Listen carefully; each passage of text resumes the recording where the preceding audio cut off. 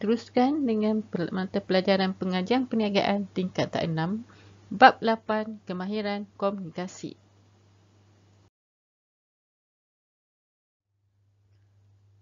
Jadi di dalam bab ini kita akan sentuh 8.1 komunikasi dan 8.11 proses komunikasi.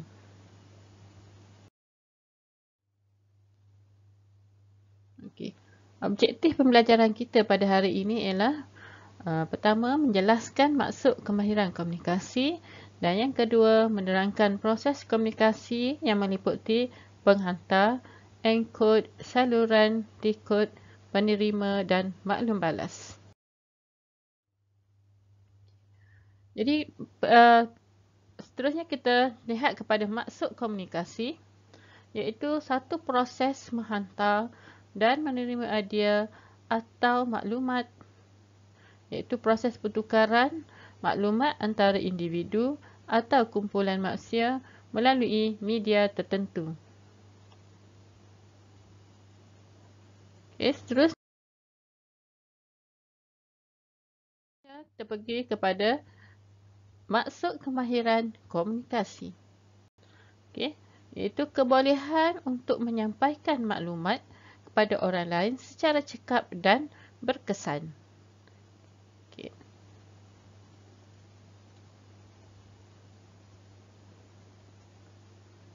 Okey, seterusnya kita lihat pula proses komunikasi. Okey, jadi proses komunikasi bermula dengan langkah yang pertama, penghantar. Okey, yang kedua, enkod. Langkah ketiga, saluran. Langkah keempat, dekod. Langkah kelima, penerima. Dan yang terakhir, maklum balas. Okay. Jadi, seterusnya kita tengok kepada maksud bagi setiap langkah dalam proses komunikasi. Okey, pertama, penghantar. Apa yang dimaksudkan dengan penghantar? Iaitu pengirim. Orang yang mula mencetuskan idea untuk berkomunikasi dengan orang lain. Okey, pengirim adalah punca sesuatu message. Jadi, keberkesanan pengirim bergantung kepada keupayaan, personaliti, tujuan komunikasi dan bagaimana pandangan orang lain terhadap penghantar. Okey. Kita pergi kepada langkah yang kedua, iaitu enkod. Okey, kita lihat apa yang dimaksudkan dengan enkod. Okay. Iaitu proses menukar mesej kepada simbol-simbol ataupun bahasa yang mudah difahami.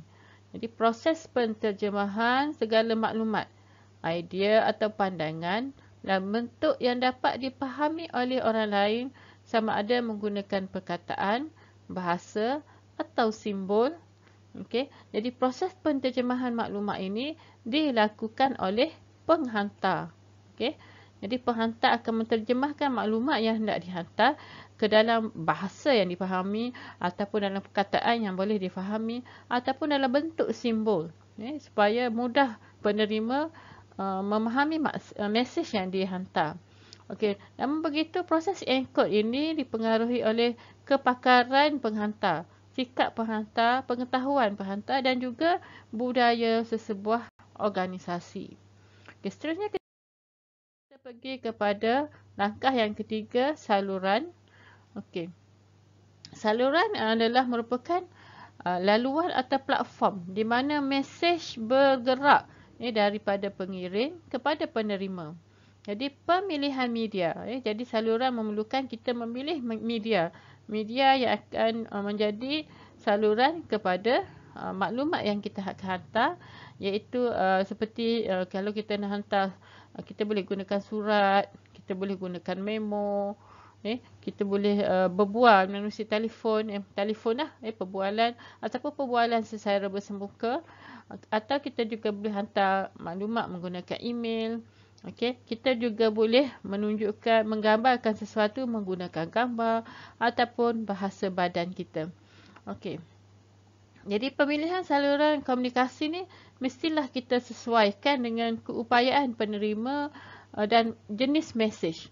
Okey, contohnya sekiranya kita nak hantar email, kita nak hantar email kepada penerima, tetapi penerima tidak ada internet, tidak ada komputer, tidak ada telefon.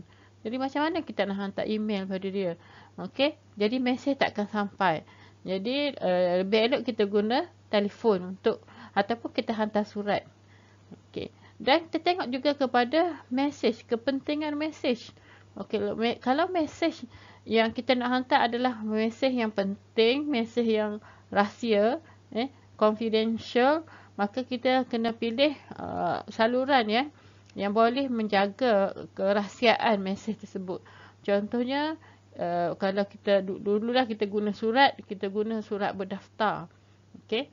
Tapi kalau sekarang email kita nak hantar melalui secara kita buat satu kita kunci email tu hanya boleh dibuka bagi orang yang dah ada password untuk buka. Jadi saluran yang kita akan gunakan dalam menghantar mesej, jadi kita perlu pilih media yang bersesuaian. Okey, seterusnya kita pergi kepada decode. Decode okey, hampir sama dengan encode, cuma orang yang melakukan decode ni adalah penerima. Okey, jadi kalau encode dilakukan oleh penghantar, okey, decode proses menterjemah atau mentafsir maklumat oleh penerima. Jadi maklumat yang diterima daripada penghantar akan ditafsirkan oleh penerima kepada bentuk yang boleh difahami oleh penerima supaya boleh digunakan atau diambil tindakan oleh penerima. Okey, jadi bila decode ini, penerima akan tafsir maklumat. Jadi bila dia nak tafsir, dia pun juga menggunakan kemahiran yang dia ada, pengalaman yang dia ada, pengetahuan yang dia ada. Jadi maklumat yang diterima, contohnya kita terima sekeping gambar ataupun carta, carta jualan. Jadi kita akan tafsir dulu carta jualan tu naik atau turun, dan kemahiran mentafsir carta ataupun graf ini bergantung kepada penerima. Kalau dia mahir, dia ada pengetahuan macam mana nak tafsir, maka maklumat tu akan sampai dengan baik pada dia. Okey, jadi itu proses decode. Okay, seterusnya kita pergi kepada langkah yang terakhir, maklum balas. Penerima. Penerima. Okey, jadi penerima adalah pihak yang menerima mesej yang dihantar oleh penghantar. Pihak yang mana mesej disampaikan oleh penghantar. Jadi penerima akan menerima mesej, dan penerima itu adalah tidak semestinya individu, tapi dia mungkin kumpulan kecil ataupun sebuah organisasi atau sejumlah orang yang ramai. Boleh menerima mesej sekaligus. Okey, contoh kalau kita guna media email, kita boleh hantar email tu kepada individu tapi sekaligus ramai-ramai. Okey, ataupun mesej yang kita terima bila kita dengar berita radio. Okey, mesej daripada RTM contohnya boleh didengari oleh ramai orang. Okey. Penerima boleh bertindak memberi maklum balas komunikasi dengan lebih berkesan. Okey, jadi penerima bila menerima mesej mungkin dia akan memberi maklum balas bergantung kepada jenis mesej yang diterima. Okey, seterusnya kita pergi kepada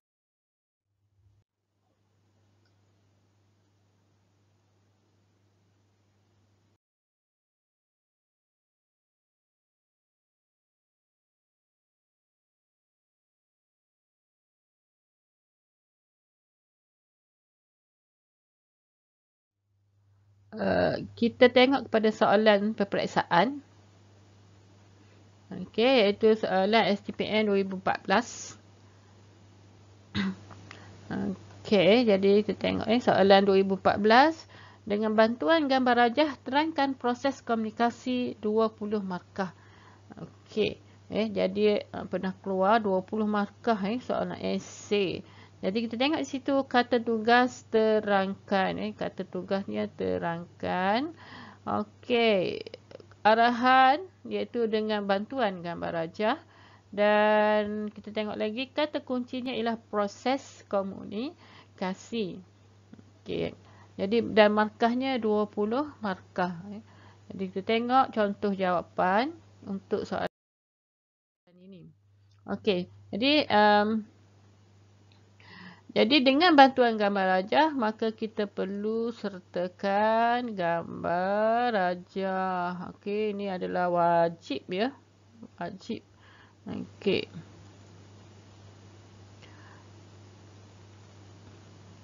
Okey, mesti ada gambar rajah. Okey, satu fakta mesti ada 2 huraian dan 1 contoh. Satu contoh. Okey. Jadi satu fakta, 2 huraian, 1 contoh. Jadi kalau kita beri 1 huraian pun boleh, tapi maknanya kurang-kurangnya 1 huraian.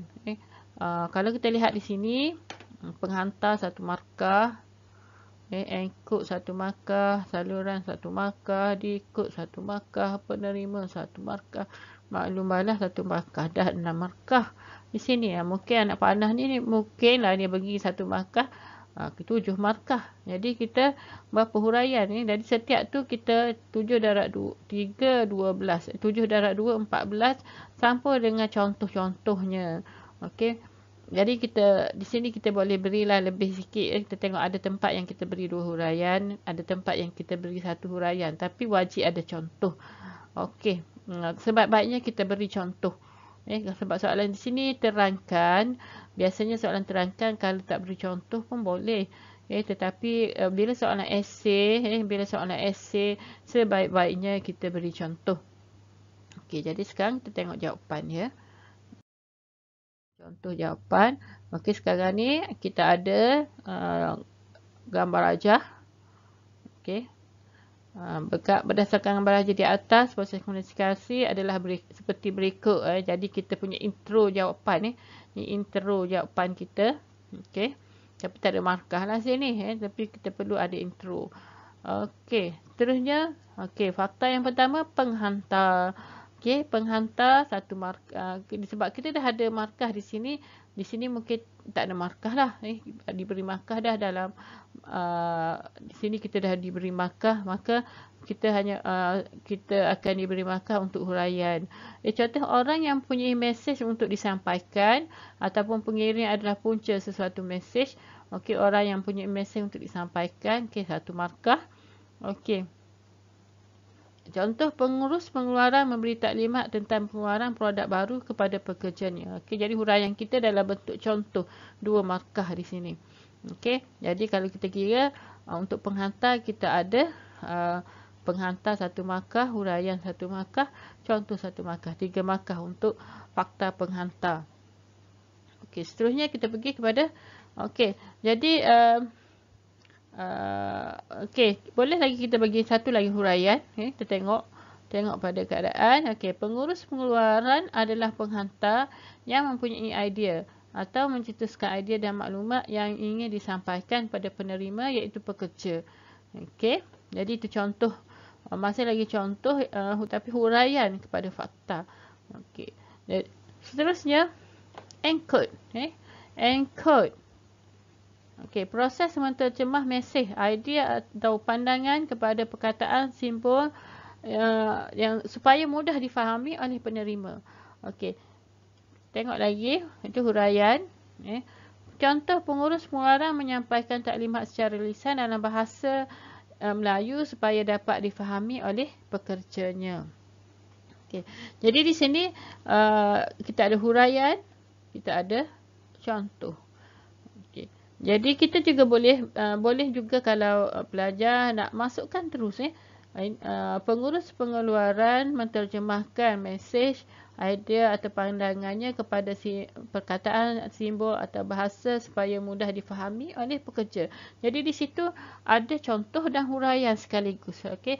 Jadi kita mungkin boleh dapat 2 markah ataupun kita buat berasingan. Di sini kita bagi huraian, di sini kita bagi contoh. Okey. Jadi 2 contoh saja untuk jawapan. Okey. Tengok soalan yang seterusnya, soalan STPM 2015 ulangan. soalan 1F, jelaskan. Okey, jelaskan. Okey, di sini kata tugasnya jelaskan encode dan decode dalam proses komunikasi. Okey.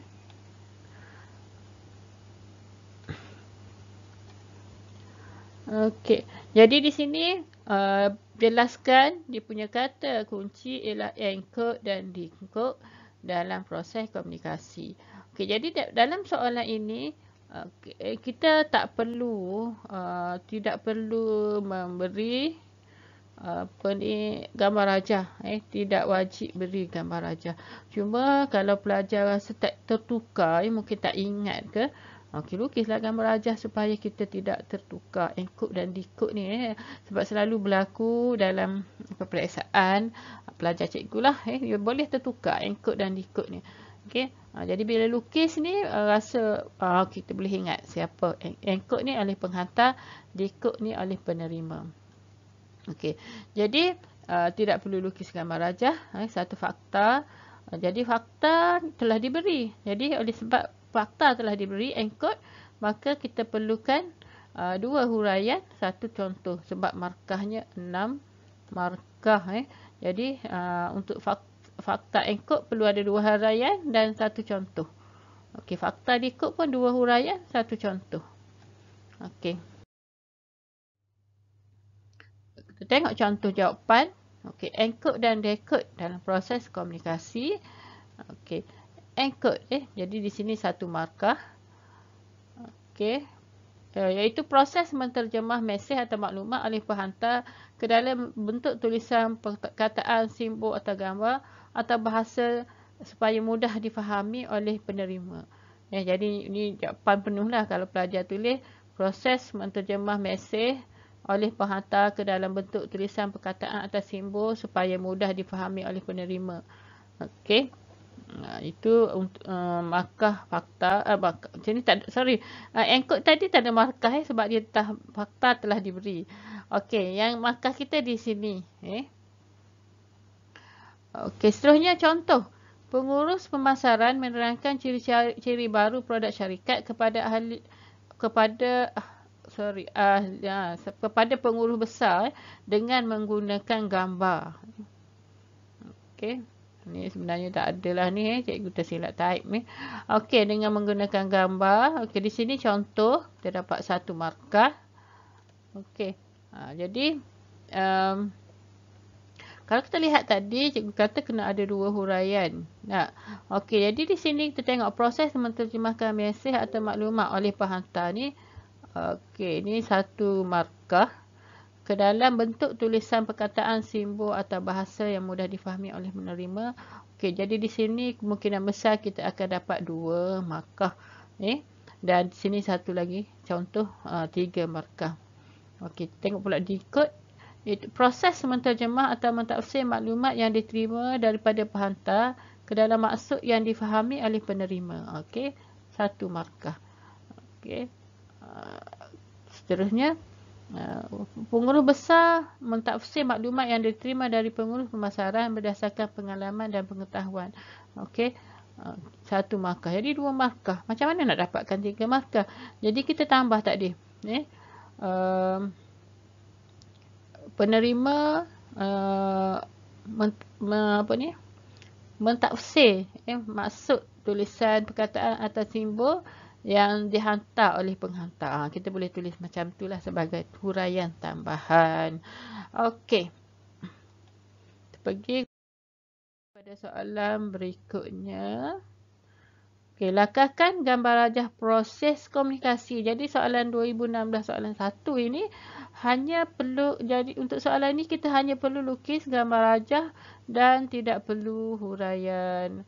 Okey, jadi dengan 6 markah maknanya setiap satunya kita dapat 1 markah. Okey, jadi dengan syarat dengan syarat mesti ada anak panah ni, betul lah. Kalau tak ada anak panah, okey, adalah tu kena potong markah. Okey, seterusnya kita pergi kepada soalan 2018 ulangan. Okey, soalan esei juga masih lagi saya rasa macam soalan tadi.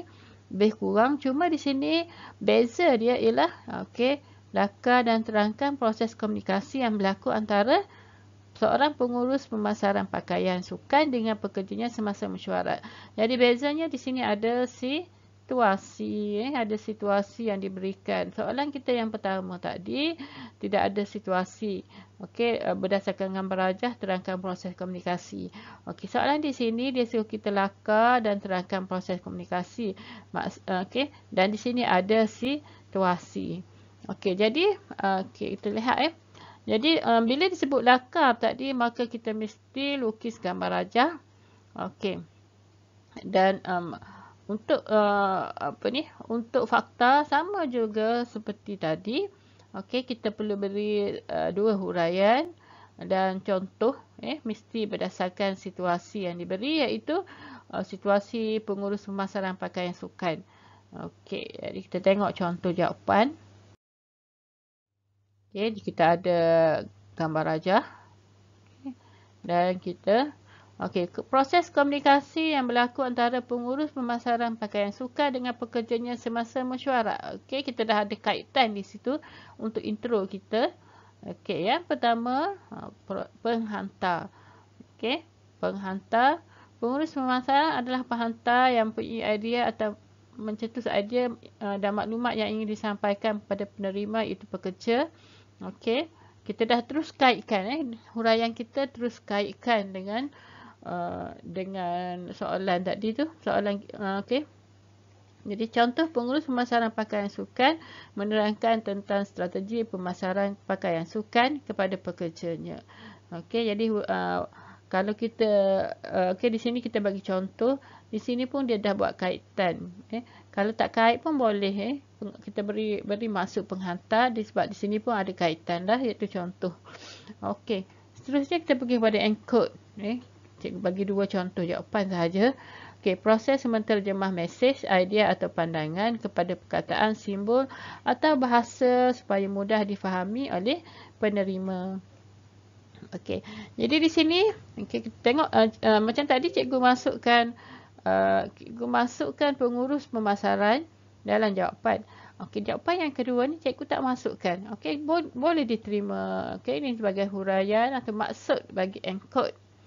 Okey, dan contoh jadi kita ada buat kaitan. Pengurus pemasaran pakaian sukan menerangkan tentang strategi pemasaran pakaian sukan kepada pekerjanya menggunakan carta dan gambar supaya mudah difahami oleh pekerjanya. Jadi di sini menggunakan carta dan gambar. Okey, jadi di sini penghantar pengurus pemasaran menggunakan carta dan gambar itu maksudnya dia menterjemahkan maklumat tentang strategi ke dalam bentuk carta dan gambar. Itu maksud dia terjemahkan mesej dia dalam bentuk carta dan gambar. Okey, jadi kita dah terus buat. Jadi di sini kemungkinan pelajar akan dapat 2 atau 3 markah lah. Okey.